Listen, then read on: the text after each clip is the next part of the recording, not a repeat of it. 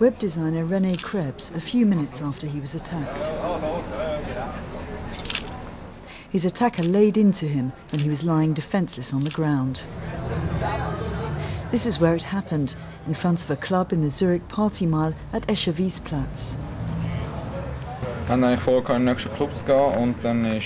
I was planning to go into the club, and there were these two guys standing there.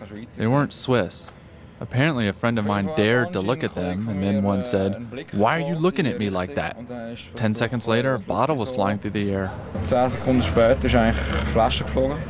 A young female bystander called the emergency services. I saw a man holding a bottle over the face of the other. Instinctively, I went towards him and yelled at him to stop. I thought if a woman was on the scene, they would stop fighting.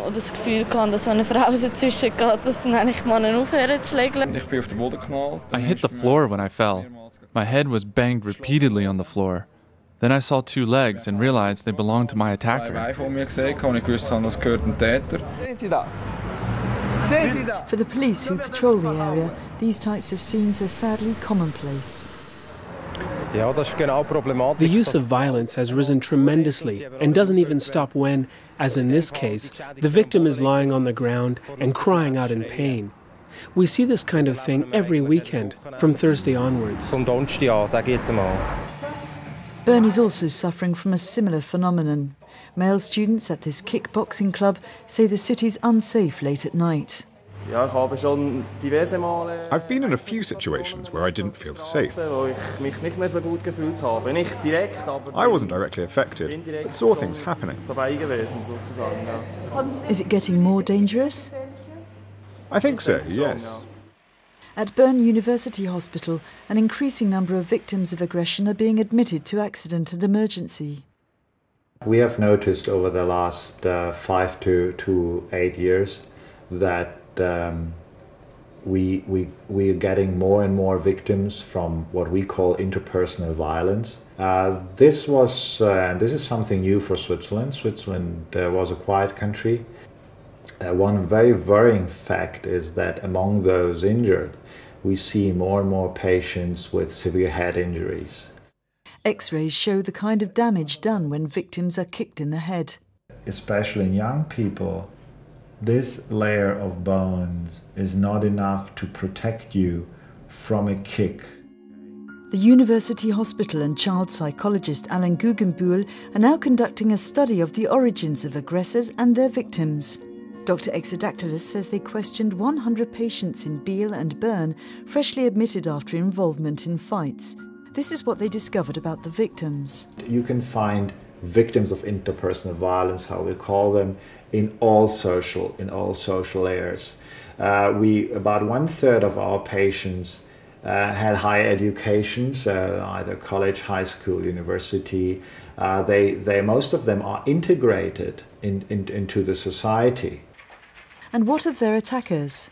Maybe 2/3 come from cultures which are alien to Switzerland. They come from maybe the Kosovo or the other states of ex-Yugoslavia. They come from Africa. So they have difficulties in integrating themselves. They want to become men. They want to develop an identity as men, but actually the paths we are offering them are not the paths which seem attractive to them. So what happens then, they look out or search alternative ways of attaining male quality.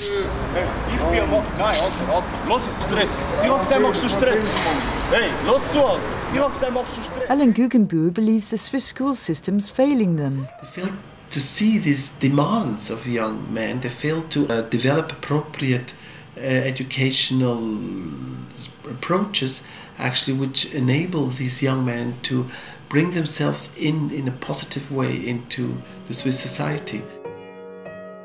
Swiss sociologist Manuel Eisner is observing 1,300 primary school students over a period of 10 years to find out what causes young people to become aggressive. He says violent tendencies can be observed at an early age.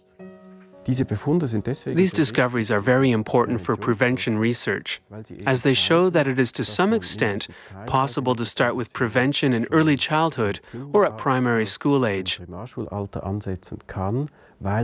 Prevention at this age offers an opportunity to exert a positive influence on a child's developmental path.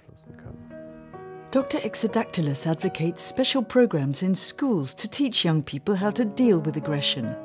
These are like anti-aggression programs where youngsters learn to channel their aggressions and to channel the aggression of an opponent. And I think this should be a part of the school curriculum. Alan Guggenbuhl's answer is to channel their aggression through contact sports, teaching these skills in schools. Aldo Rucci, who runs a kickboxing club in Bern, says he'd welcome the development. You learn in a good, healthy way to find out what your limits are and what kind of damage you can cause when you are aggressive towards other people. It would do everyone good. Whatever approach is adopted to tackle the problem, the message is clear. City centres are turning into late-night battle zones. Educators need to wake up to this new Swiss reality.